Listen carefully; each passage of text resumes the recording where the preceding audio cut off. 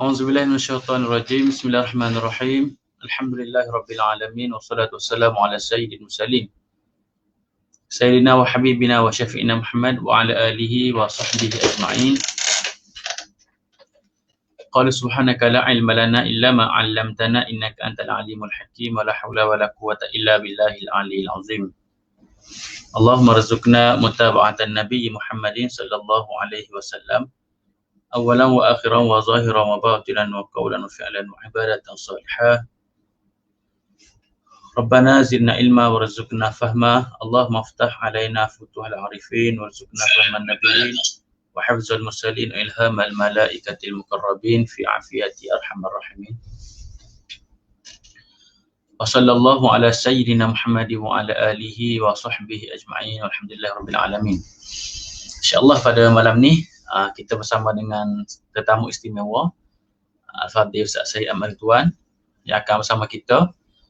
Jadi sebelum tu Ana minta kepada sahabat-sahabat yang menonton supaya dapat tekan butang share, like dan juga komen video ni supaya video ni mencapai lebih ramai orang yang dapat lihat dan dapat manfaat daripada perkongsian kita pada malam ni, insya-Allah. Jadi sebagaimana yang kita dimaklumkan bahawasanya kita nak buat satu perkongsian berkaitan dengan kebahagiaan rumah tangga ataupun bagaimana berbentuk keluarga sakinah. Bagaimana berbentuk keluarga sakinah. InsyaAllah bersama kita Al-Fadhil Ustaz Syed Ahmad Ridwan bin Syed Muhammad Zain. Tafadhal Ustazna. Assalamualaikum warahmatullahi wabarakatuh. Waalaikumsalam warahmatullahi wabarakatuh. Alhamdulillah, masya-Allah, comel kursi. InsyaAllah Ustaz saya akan bersama kita pada malam ni untuk menguraikan satu tajuk, iaitu lebih kepada sharing moment lah, iaitu berkaitan dengan membentuk keluarga sakinah. Jadi majlis dengan segala hormat menjemput persilakan Al-Fadhil Syed untuk membentangkan ataupun berkongsi kepada kita semua tentang tajuk ni. Dipersilakan.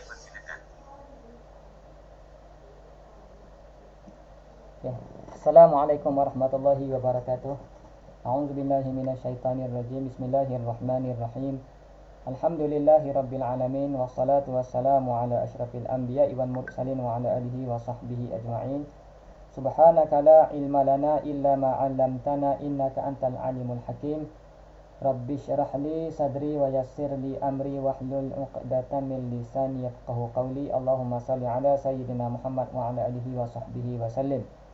Qala Allah Ta'ala fi kitabihil aziz, wa min ayatihi an khalaqa lakum min anfusikum azwajan litaskunu ilaiha wa ja'ala bainakum mawaddatan wa rahmah. Inna fi dzalika laayatin liqaumin yatafakkarun.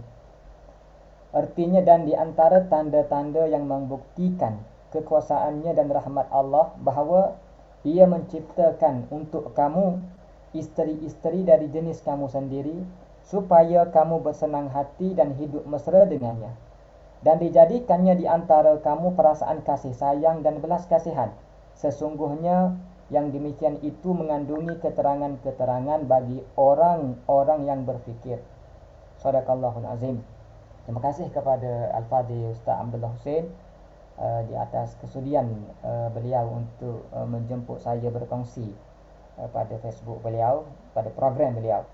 Jadi sebagaimana yang dinyatakan, insya-Allah saya akan kongsikan mengenai bagaimana membentuk keluarga yang mawaddah dan sakinah. Baik, sebagaimana yang ayat yang saya baca tadi, Allah Ta'ala berfirman, yang mana mafhumnya di antara ayat-ayat Allah Ta'ala menciptakan daripada kamu, wahai lelaki, pasangan daripada jenis kamu. Apa tujuan dia? Litaskunu ilaiha, supaya kamu tinggal bersama, dan Allah Ta'ala juga memberikan di antara kamu mawaddah dan rahmah. Jadi kita nak bagi tahu bahawasanya fitrah untuk hidup bersama, fitrah untuk hidup berkeluarga, ini satu benda yang dah menjadi keperluan dan hakikat hidup manusia itu sendiri. Maknanya tanpa kita perlu ajar, tanpa kita perlu bagi tahu, fitrah manusia itu akan terbit. Sebab manusia dia tidak akan mampu untuk nak hidup seorang diri. Dia tak akan mampu nak teruskan hidup dia sampailah dia meninggal. Walaupun ada di atas dunia ni ada sahaja yang tak kahwin sampai dia meninggal, tapi fitrahnya, kalau kita tanya dia, fitrahnya sebenarnya dia nak kepada perkahwinan, dia nak kepada pasangan, dia nak kepada orang yang boleh hidup bersamanya. Ini satu fitrah. Sebab itulah kalau kita tengok ada sahabat-sahabat kita yang kahwin, kita tak kahwin lagi, kita akan jadi rasa macam apa dia, ialah kita gembira sebab dia kahwin satu, tapi kita juga terasa nak juga seperti dia. Namun mungkin jodoh kita tak sampai lagi. Maknanya hakikatnya kita nak cerita ini adalah satu fitrah. Baik, satu. Namun kita perlu ingat, hidup berkeluarga, hidup bersama pasangan ni bukan hanya untuk melepaskan keinginan masing-masing. Maka bila kita hidup bersama ni, dia perlu kepada satu benda yang boleh mengikat pasangan ini, kerana pasangan yang berkahwin ini dia tak sama dengan kawan-kawan ataupun sahabat kita yang kita pernah tinggal di asrama. Kalau sahabat-sahabat kita yang kita pernah tinggal di asrama, satu tahap nanti kita akan tinggalkan dia. Dan kita hidup sekali dengan dia pun hidup pada keadaan tertentu. Maknanya ada benda yang kita tidak kongsi dengan dia. Walaupun kita hidup bersama satu dom, satu bilik, dalam bilik tu ada 4 orang ataupun satu bilik 2 orang, tapi bagai-bagai benda-benda milik kita kadang-kadang bukan milik dia. Maknanya ada benda yang terhad. Berlainan dengan bila kita hidup dengan pasangan kita, bila kita hidup berkeluarga, dia lain dengan sahabat-sahabat ataupun orang yang kita pernah tinggal bersama dia ketika di sekolah, di asrama dan sebagainya. Sebab apa? Sebab pasangan kita, isteri kita, pasangan yang kita nak kahwin ni, kita kena ingat bahawasanya kita nak hidup sampai bila-bila. Walaupun di pertengahan jalan tu, wallahu alam apa yang terjadi, itu kita serah kepada Allah Ta'ala. Tapi orang dia nikah, dia kahwin ni, dia bukan ada dalam kepala dia nak nikah setahun. Tak. Dia akan kahwin je, akad nikah, dia nak hidup sampai bila-bila. Bahkan dia akan berjanji untuk hidup sekali, mati sekali, dalam syurga sekali. Maknanya dalam syurga pun nak duduk sekali juga. Jadi ini perbezaan di antara kehidupan berumah tangga dengan kehidupan yang lain. Maka bila kita hidup sekali ni, dia perlu ada satu benda yang nak hubung jalin, nak ikat di antara pasangan ini. Lagi kan kalau kita hidup dengan kawan-kawan kita, dengan sahabat-sahabat kita, dia akan ada benda yang salah faham, dia akan ada pertengkaran. Itu kalau kita tinggal dengan sahabat kita untuk sementara waktu. Duduk asrama dulu. Mungkin ada saja beberapa ketika kita bertengkar dengan sahabat-sahabat kita. Kita bergaduh dengan sahabat-sahabat kita. Ini apatah lagi dengan pasangan hidup kita yang kita nak hidup dengan dia sampai akhirat. Maka perlunya ada mawaddah dan juga rahmah, sakinah, ketenangan. Sebab itulah dalam perkahwinan ni, selain daripada ilmu fiqh munakahat yang kita belajar mengenai hukum hakam mengenai perkahwinan, perceraian, zihar, li'an dan sebagainya. Di samping itu, kita juga perlu belajar psikologi dan motivasi mengenai perkahwinan. Sebab perkahwinan ini zahirnya ia nampak bahagia kan. Bila kawan-kawan kita baru kahwin, sukanya dia untuk hari pertama, hari kedua suka juga, boleh ambil gambar sekali, selfie, letak dalam Facebook, kongsi dengan orang lain, suka. Tapi sampai satu tahap, manusia ni hidupnya begitulah. Dia akan ada masam manisnya, okay? Yang mungkin tak diceritakan dalam Facebook.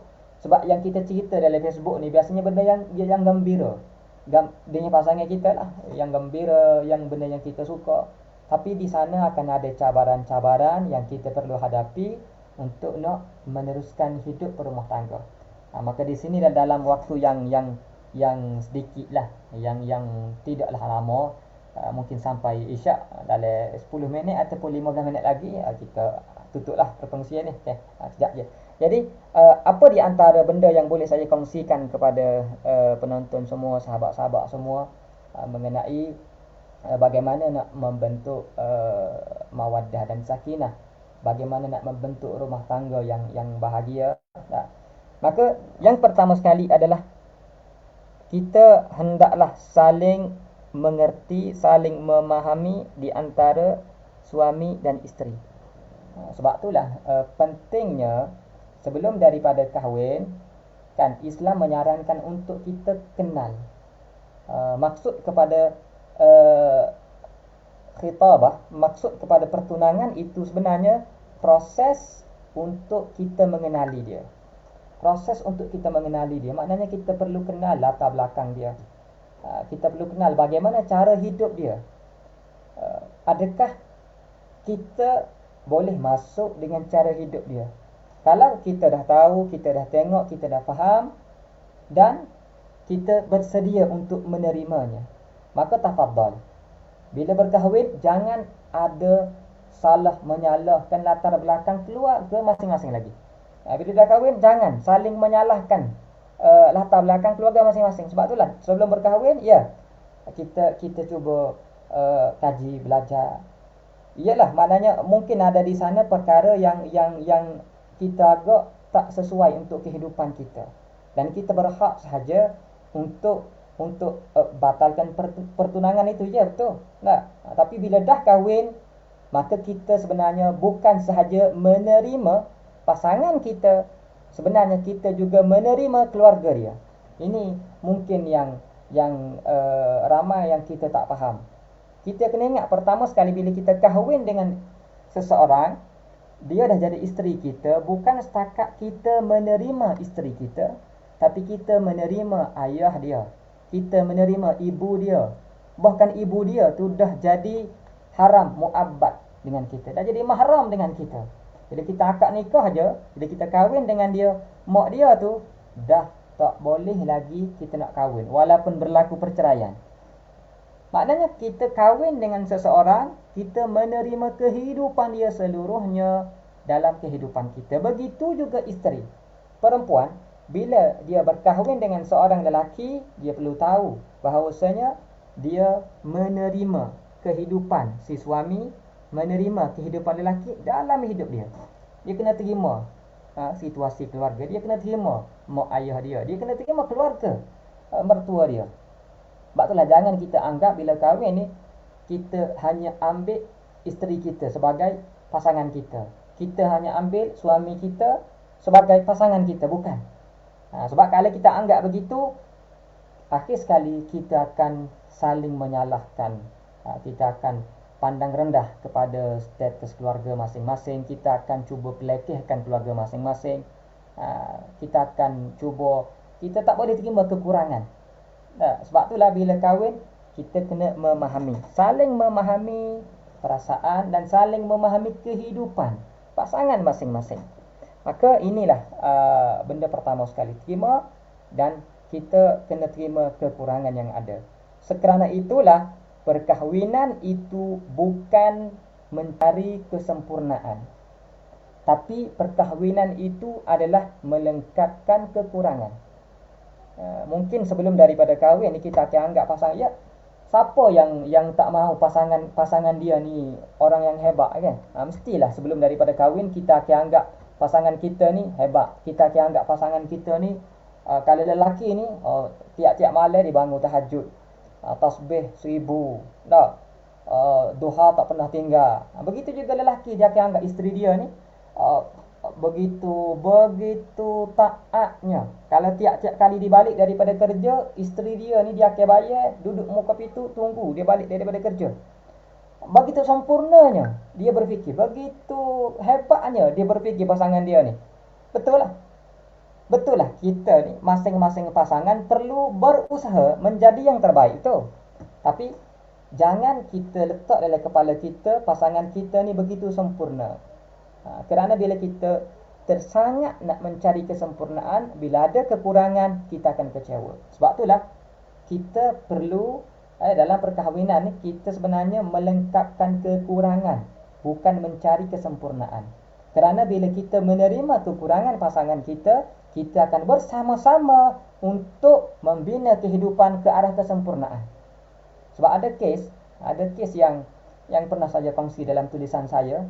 Dia berkahwin dengan isteri dia. Isteri dia ni ialah yang nampak ketokohannya, nampak kealimannya. Tapi bila kahwin, dia tengok isteri dia ni tengok televisyen. Dia balik rumah, dia tengok isteri dia tengok televisyen.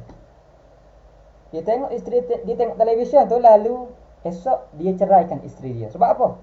Sebab dia tak dapat terima kenyataan isteri dia ni yang nampak hebat, nampak agamanya tinggi, tengok televisyen. Nampak? Jadi benda tu kadang-kadang benda yang kecil aja. Tapi akibat daripada dia ni tak dapat terima kenyataan, lalu diceraikan. Ini tak patut. Benda yang tak patut. Sepatutnya kekurangan itu perlu dibina bersama. Perlu dibina bersama untuk ke arah kesempurnaan. Itu yang pertama sekali. Yang kedua adalah saling menghargai. Bila dah kahwin, masing-masing pasangan perlu saling menghargai. Walaupun nampak benda tu simple je. Contohnya tiap-tiap pagi kalau isteri buat air untuk suami, tak, air je, air teh je. Tak, kalau kita beli kedai pun tak apa. Tapi bila isteri kita buat sesuatu untuk kita, jangan berat mulut kita untuk sebut terima kasih. Terima kasih. Ya, kalau kita dengan pekerja kita pun, kita diajar untuk ucap terima kasih supaya melancarkan, memberi motivasi kepada mereka dalam gerak kerja mereka, apatah lagi isteri kita. Contoh balik rumah tengok, dah kemah rumah. Rumah ni dah kemah dah. Sebab isteri kita yang kemah rumah tu, jumpa dia, ucap thank you, syukran, terima kasih. Sebab apa? Sebab dia tolong kemas rumah untuk kita. Maknanya sepatutnya dan sewajibnya ucapan terima kasih itu diucapkan setiap hari oleh pasangan. Begitu juga isteri, ucap terima kasih kepada suami kerana menjaga dia. Suami beli apa-apa bawa balik ke rumah, ucap terima kasih. Jangan ambil macam tu je. Ya, betul lah, kita kata nampak benda simple je, tapi sebenarnya lama-lama benda tu dia akan jadi apa dia, kebal dalam hati. Akhir sekali kita rasa tidak dihargai, pasangan tersebut tak rasa dihargai. Sebab itulah kena saling menghargai. Boleh. Yang ketiga, perlu saling mempercayai. Ini di antara cabaran dalam rumah tangga juga. Dia akan ada syaitan ni, dia suka hias, tazyinkan dalam jiwa pasangan masing-masing dia supaya berlaku perceraian, supaya berlaku perbalahan. Dia akan tazyinkan, hiaskan dalam jiwa dan pasangan masing-masing prasangka. Ini memang lebih-lebih dalam diri isteri. Suami mungkin relax je, ada juga tapi relax, tapi isteri kadang-kadang mana prasangka buruk. Tengok suami mesej nampak sengih sikit, tak, yalah kita mesej WhatsApp tu dengan kawan-kawan kita. Jadi isteri dah simpan kadang-kadang prasangka, mesej suka-suka tu, suka dengan siapa tu. Sebab apa? Sebab ya, tidak ada masalah untuk itu, tabiat. Tapi jangan sampai kita layan sangat tabiat tersebut, akhir sekali prasangka itu berakar umbi dalam jiwa kita, sehingga benda yang tak sepatutnya prasangka, kita prasangka. Maknanya kena saling mempercayai, dan si suami pula perlulah menjaga kepercayaan tersebut. Yalah, sebab kita, sebagaimana yang disebut tadi, kita perlu ada memahami pasangan masing-masing. Memang sememangnya sifat semula jadi, sifat yang ada pada perempuan ini, dia sifat cemburu dan merajuk. Ini memang sifat milik perempuan. Dua benda. Dua benda yang sifat yang jangan suami ambil. Ini milik isteri ni. Kuat dah. Yang pertama sekali adalah sifat cemburu. Sifat cemburu. Sifat cemburu ni maknanya dia ni mudah sangat cemburu, walaupun dengan bidadari syurga. Cuba bagi tahu isteri masing-masing dia. Dalam syurga nanti ramai bidadari akan bersama dia. Dia akan cemburu. Nak cerita hebatnya cemburu wanita ni, dengan bidadari pun dia akan cemburu juga. Kalau boleh biar dia seorang je jadi bidadari. Jadi yang kedua, merajuk. Ini perlu kita faham. Jadi maka bila sifatnya merajuk, lelaki kadang-kadang dia susah untuk nak memujuk. Jadi perlu ada keserasian. Biarlah kadang-kadang bila dia merajuk, lelaki perlu pujuk. Tapi jangan pula bila lelaki ni pujuk, isteri cuba merajuk lagi, pujuk lagi. Akhir sekali tak selesai masalah. Tak selesai masalah dia. Tapi lelaki jangan cuba merajuk. Sebab kalau lelaki merajuk, isteri akan semakin merajuk. Sebab merajuk ni bukan sifat suami. Tak payah merajuklah lelaki ni. Memang bukan sifat dia. Lelaki merajuk, isteri akan merajuk juga. Sebab lelaki ni merajuk, akhir sekali kita pula kena pujuk. Jadi tak payah lelaki ni merajuk. Bagi merajuk ni kepada perempuan aja. Jadi kita perlu faham. Ini di antara psikologi. Maknanya memang sifat perempuan begitu. Merajuk dan cemburu. Maka dua sifat ni perlu kita ingat. Dan bila berlaku, si suami yang akalnya lebih perlu bijaksana. Sebab itulah di antara hikmah kenapa lelaki ni rambut dia pendek. Ini disebut oleh setengah ulama juga disebut. Apa hikmah perempuan ni biasa? Rambut dia panjang. Lelaki rambut dia pendek. Sebab lelaki rambut pendek sebab akal dia panjang. Perempuan rambut dia panjang sebab akal dia pendek. Dia mudah beremosi, dia mudah teras hati. Jadi kalau dia suka merajuk, suka cemburu, bagi kepada dia saja. Dan si suami isteri perlu bijaksana dalam mengatasi. Macam pemimpin lah. Pemimpin ni dia perlu bijak untuk mengatasi masalah-masalah rakyat dia. Macam sekarang lah. Isu apa dia lebih-lebih lagi dalam tekanan kehidupan sekarang. Macam-macam rakyat yang ramai merajuk. Bagi sumbangnya pun dia merajuk juga. Hak ni bagi kepada hak ni, tak bagi hak ni dia merajuk pula. Maknanya itulah peranan pemimpin, perlu memujuk rakyat masing-masing. Baik. Kemudian seterusnya adalah suami isteri harus menjalankan kewajipan masing-masing. Ini yang kita belajar dalam fiqh kekeluargaan. Bagaimana suami nak jalankan kewajipan dia kalau suami tak belajar fiqh munakahat, tak tahu apa kewajipan dia, dia hanya tahu kahwin saja. Suami perlu tahu apakah kewajipan dia. Isteri juga ada kewajipan. Maka ini kewajipan belajar. Sebab itulah pentingnya belajar supaya pasangan masing-masing boleh tahu apakah hudud kewajipan dia. Maka kalau sekiranya berlaku masalah dalam rumah tangga, cuba koreksi diri masing-masing, cuba muhasabah diri masing-masing. Adakah kewajipan rumah tangga kita selaku pasangan sudah pun kita buat? Kalau suami muhasabah diri dia sendiri, kalau isteri muhasabah diri dia sendiri. Adakah kewajipan tersebut sudah kita buat? Ini berhajat kepada kita belajar. Sebab itulah belajar ilmu perkahwinan tidak berhenti setakat perkahwinan. Ramai yang hanya memadai dengan kursus perkahwinan saja. Bila dah kahwin, dia dah tak ambil penting dah mengenai perkahwinan. Sebelum berkahwin memang semangat nak belajar ilmu munakahat. Tapi lepas berkahwin kebiasaannya dah tak semangat. Dah tak cara dah. Sebab dah boleh kahwin dah. Kan? Itu jangan salah faham. Jadi bila berkahwin, lebih-lebih lagi lah wajib belajar ilmu munakahat, psikologi keluarga. Tidak terhenti. Sebab itulah kita tengok berlaku kes-kes perceraian kerana apa? Kerana psikologi keluarga, ilmu mengenai keluarga ini kita tak cukup. Kita tak tahu hudud kewajipan masing-masing. Baik. Kemudian suami isteri hendaklah menghindari pertikaian. Kalau bila berlaku pergaduhan, ia pertengkaran, berlaku perbalahan yang kecil, mana-mana pihak perlu mengalah. Jangan, kalau nak saling menang, kalau tak mau mengalah, dia tak akan ke mana. Dia tak akan ke mana. Tapi mana-mana pasangan perlu ada saling mengalah. Walaupun memang kebiasaannya suamilah yang perlu saling yang perlu banyak mengalah. Okay. Baik. Kemudian akhir sekali adalah hubungan antara suami isteri mestilah atas dasar saling memerlukan. Maknanya suami perlu tunjuk bahawasanya dia perlu kepada isteri. Isteri juga perlu tunjuk bahawasanya dia perlu kepada suami. Sebab itulah dalam rumah tangga ni perlunya ada sikap bermanja-manja. Tidak ada masalah isteri bermanja dengan suami, dan tak perlulah tunjuk sifat bermanja tu dalam Facebook. Tak payah tunjuk kepada orang awam, tak payah, kan? Tapi maknanya suami perlu tunjuk sifat dia ni nak kepada isteri dia. Contoh habis ni kalau sayang tak ada, tak tahu apalah, dah urusan hidup pun dah tak bagus dah, jadi tak clear, jadi kucak kacir.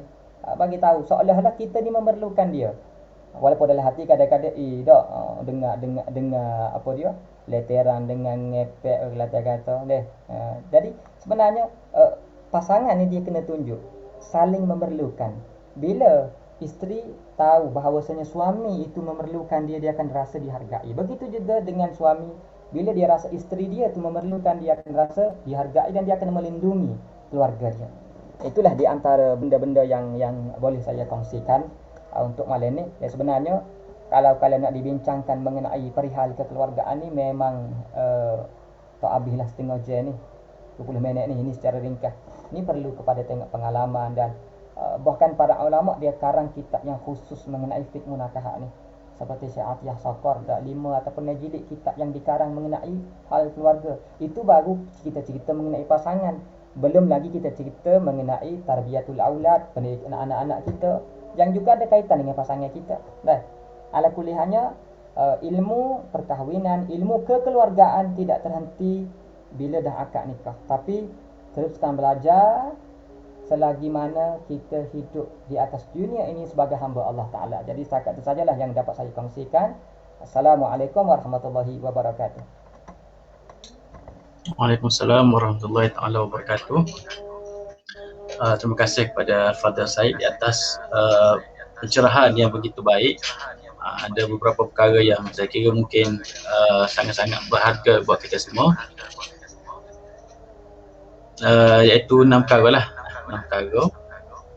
Saling memahami, saling menghargai, saling mempercayai, menjalankan kewajipan masing-masing, menghindari perbalahan, kemudian hubungan atas dasar saling memerlukan.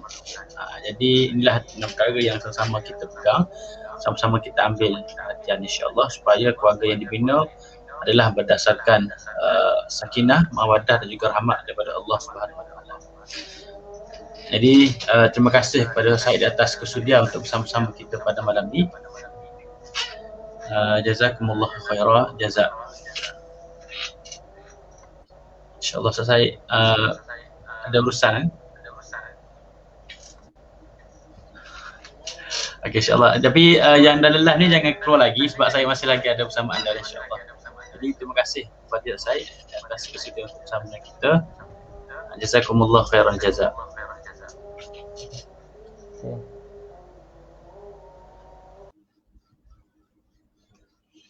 Baik. Saya dia jadi imam, jadi imam. Jadi kita tak dapat lama lah bersama dengan dia sebab terpaksa jalankan tanggungjawab sebagai imam di masjid beliau. Jadi insyaAllah di pihak saya sendiri insyaAllah ada beberapa perkara yang saya nak sentuh, iaitu insyaAllah hari ini merupakan hari terakhir untuk pendaftaran daurah fiqh munakahat, yang mana akan berakhir pada jam 12.30 malam ni. 12.30 malam adalah tarikh akhir, waktu akhir untuk mendaftar. InsyaAllah kita akan mulai esok daurah fiqh munakahat daripada kitab Ghayatul Afrah. Kitab Ghayatul Afrah. Baik, saya akan kongsikan beberapa tajuk yang akan kita kupas dalam daurah kita nanti insyaAllah. Mungkin sahabat-sahabat boleh tengok di skrin masing-masing. Bismillahirrahmanirrahim. Baik. Okey. Ini adalah senarai kandungan yang akan kita kupas lah, yang akan kita kupas bersama dalam daurah kita insya-Allah. Jadi antara tajuk yang akan kita kupas adalah yang pertama berkaitan dengan rukun nikah itu sendiri. Rukun nikah iaitu sirah. Apakah sirah untuk akad nikah? Bolehkah guna sirah lain ataupun wajib guna sirah zawaj tukar ataupun angkah tukar? Itu antara pembahasan dalam bab sirah. Kemudian rukun yang kedua iaitu isteri. Apakah syarat-syarat yang membolehkan seseorang tu ataupun membolehkan nikah tu sah? Adakah disyaratkan seorang isteri ni kena kosong daripada tanggungan dan sebagainya, ataupun macam mana kalau seorang itu dikhidbah, adakah boleh lelaki lain masuk khidbah, ataupun bila mana isteri tersebut ditolak oleh suaminya, adakah boleh orang lain minta dia Itu antara perbahasan yang menarik dalam bab kedua ni, iaitu berkaitan dengan isteri. Apa lagi contoh lain, seorang lelaki ni dia ceraikan isteri dia, kemudian si isteri ni ada peminat, peminat sejak daripada zaman sekolah lagi, lama dah minat, dapat berita kena cerah. Tak, mulut rasa Allah sianya kena cerah, tapi dalam hati gembira, ada peluang. Tak. Jadi pada ketika tersebut, adakah boleh kepada lelaki tadi untuk khitbah perempuan tersebut secara sarahah, secara terang-terangan, ataupun boleh khitbah secara kinayah, secara ta'rid, istilah dia secara ta'rid, yakni secara bagi pembayang, bagi pembayang, boleh ke tak? Itu antara perbahasan yang akan kita bahaslah dalam rukun yang kedua, iaitu isteri ni, insyaAllah. Ni kita akan bahas dalam daurah kita, insyaAllah. Kemudian rukun yang ketiga, suami. Rukun yang ketiga, suami. Apakah syarat-syarat suami yang mana membolehkan seorang itu sah untuk akad nikah dan sebagainya. Bukan tanggungjawab sebab di sini bukan cerita tentang tanggungjawab suami dan sebagainya, bukan tapi lebih kepada perbahasan fiqh. Baik. Kemudian rukun keempat berkaitan dengan wali. Ada wali mujbi', wali tidak mujbi', wali hakim, tertib urutan wali. Siapakah yang lebih berhak menjadi wali? Berkaitan dengan wali mujbi', bolehkah seorang wali memaksa anak perempuan dia untuk kahwin? Boleh ke tak? Kalau anak perempuan ni tak setuju, macam mana perlu dia lakukan? Macam mana perlu dia buat? Adakah sah paksaan wali mujbi' tersebut? Apakah syarat yang menyebabkan paksaan tu sah? Itu semua perbahasan dalam berkaitan dengan wali lah. Kemudian rukun kelima berkaitan dengan saksi. Berkaitan dengan saksi, apakah syarat-syarat saksi? Adakah saksi tu kena seorang bertakwa? Adakah kena seorang fasik? Ataupun boleh seorang fasik tu seorang fasik menjadi saksi? Boleh ke tak? Macam mana fasik? Macam mana orang adil? Itu adalah perbahasan dalam bab saksi lah. Itu mungkin saya boleh kongsikan sikit. Seorang saksi ni adalah wajib seorang yang adil. Sekiranya seseorang itu fasik, maka tidak melayakkan dia untuk menjadi saksi. Bahkan kalau dia bertaubat sekalipun, kena tunggu setahun. Kena tunggu setahun, lepas tu barulah boleh dia jadi saksi. Tu syarat saksi lebih ketat berbanding syarat wali. Al-adalah pada saksi lebih ketat berbanding al-adalah pada wali. Itu insyaAllah kita akan kongsikan secara lebih detail lah dalam daurah kita. Sebab saya tengok kitab ni kitab Ghayatul Afrah 5 Yatawalad Nikah ni satu kitab yang saya kira sangat-sangat perlu ada lah, wajib ada.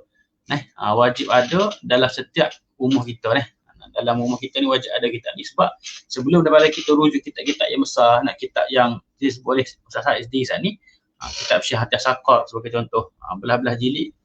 Jadi inilah panggil kitab pertama yang kita rujuk dulu. Kita rujuk masalah ni. Okey.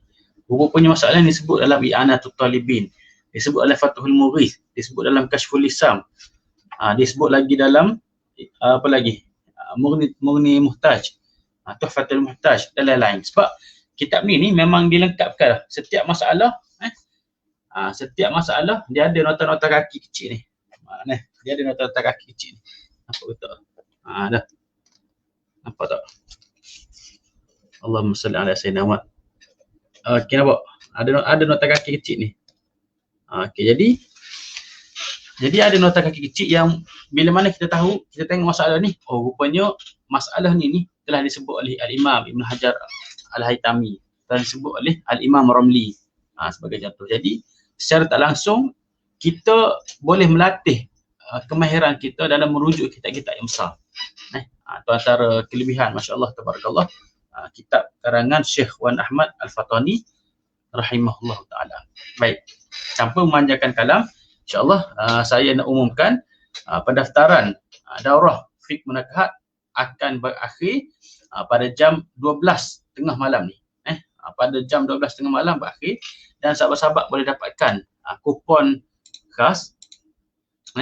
Kupon khas iaitu bila mana sahabat-sahabat masuk ke link yang saya sediakan di ruangan komen tu, tekan kod kupon ni Darul Fatih dan akan dapat diskaun sebanyak RM50. Khusus untuk malam ni saja, khusus sehingga jam 12.30 malam sahaja. Sebab esok kita dah nak tutup pendaftaran, tak boleh nak masuk dah. Sepanjang daurah berlangsung pun dah tak boleh nak masuk dah. Hanya sampai pukul 12.30 malam ni sahaja kita buka. Lepas tu kita akan proceed dengan peserta yang sedia ada dan kita akan baca kitab ni insya-Allah sampai khatam lah. Kita akan baca sampai khatam daripada awal sampai akhir. Berapa kali pertemuan? Orang tanya. 12 kali pertemuan, 18 jam insya-Allah. Okey, macam mana kalau 18 jam tu, 12 kali pertemuan tu tak habis lagi kitab? Kita akan sambung sampai khatam. Jangan pusing. Kita akan sambung sampai khatam. Kalau nak khatam perlukan 30 jam. 30 jam kita belajar. Tapi tak ada sampai 30 jam. Tapi nak cerita, komitmen saya untuk khatamkan kitab ni dan kita akan huraikan secara terperinci insya-Allah. Jadi kalau sahabat-sahabat nak beralih ke alam rumah tangga, inilah persediaan terbaik, inilah persiapan terbaik untuk sahabat-sahabat bersama-sama untuk kita hadam ilmu berkaitan dengan rumah tangga. Bahkan kalau kita dah kahwin sekalipun, macam dia sebut oleh Ustaz Syed tadi, nak ramai orang menyangka bila mana mereka dah kahwin, mereka menganggap mereka tak perlu belajar dah ilmu rumah tangga. Dulu sebelum kahwin semangat belajar, pergi situ, pergi kelas tu, pergi kelas ni, masuk daurah tu, masuk daurah ni, pergi tok guru tu, pergi tok guru ni. Masya Allah rajinnya. Bila mana akad nikah, aku terima nikahnya, berhenti mengaji. Jangan. Bahkan orang yang berkahwin terlebih wajib untuk belajar. Yang belum kahwin itu tak wajib lagi. Tak wajib belajar lagi sebab belum sampai masa dia lagi. Nampak? Belum sampai kahwin terlebih wajib untuk belajar. Jadi begitulah perumpamaan yang cuba dibawakan, dibawa. Kita jangan anggap bila mana kita berhenti bila mana kita dah kahwin, kita tak nak belajar dah bab fiqh munakah. Jangan belajar sampai mati. Belajar sampai mati insya-Allah. Jadi sekadar tu saja. Ada soalan Okay, kita buka soalan sikit boleh. Okay, kita ada soalan daripada ni junior saya ni. Assalamualaikum warahmatullahi wabarakatuh. Bolehkah kalau isteri yang sudah cerai hari ini terus keluar rumah seperti drama-drama TV3? Cerai hari ini terus keluar rumah. Baik. Dia masalah keluar rumah ni masalah tahdid ataupun berkabung. Masalah tahdid atau berkabung ni kena kepada isteri yang kematian suami. Isteri yang kematian suami. Jadi kematian suami berbeza dengan diceraikan. Yang perlu tahdid, yang wajib tahdid, wajib berkabung adalah isteri yang kematian suami. Tempohnya 4 bulan 10 hari. Adapun yang cerai, dia tidak perlu berkabung, tak ada masalah nak keluar rumah. Tak ada masalah keluar rumah. Bahkan ada satu titik poin penting yang saya ingin kongsikan dengan sahabat-sahabat semua. Isteri yang diceraikan sunat untuk duduk bersama dengan suami. Isteri yang diceraikan sunat untuk duduk bersama dengan suami. Dan duduk bersama dengan suami tidak menjadi khalwat. Tidak menjadi khalwat. Tapi aurat macam perempuan ajnabiah biasa. Bila mana bercerai, aurat jadi macam perempuan ajnabiah biasa. Tapi boleh duduk serumah. Duduk bersama tu bukan tidur sekatil. Duduk bersama tu maksudnya duduk serumah. Dia duduk bilik dia, kita duduk bilik kita. Tak ada masalah. Tak semestinya kita kena hantar rumah mak dia. Tak semestinya kita kena hantar rumah mak kita. Ataupun kita keluar duduk lain. Tak perlu. Ni cerah atas kelik rumah mak. Padahal seeloknya duduk serumah. Duduk serumah. Hikmahnya ulama kata, bila mana pasangan suami isteri, mereka bercerai, kemudian mereka duduk serumah, itu akan menyemai benih kemesraan antara mereka. Seolah-olah akan membina memori indah mereka bersama. Mereka ingat dulu.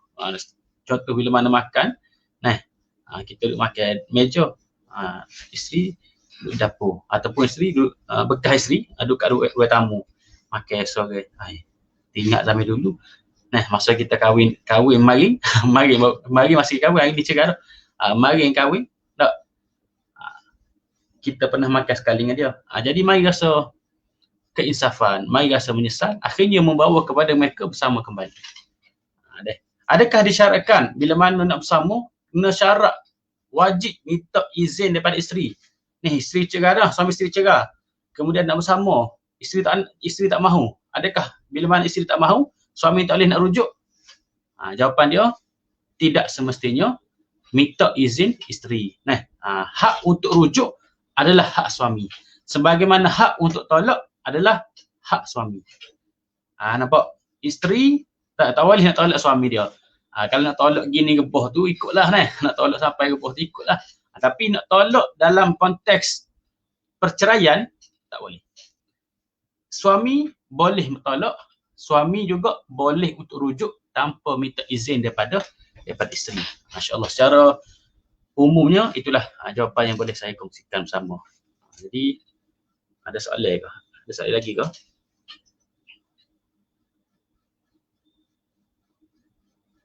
Okay, kita tengok sikit.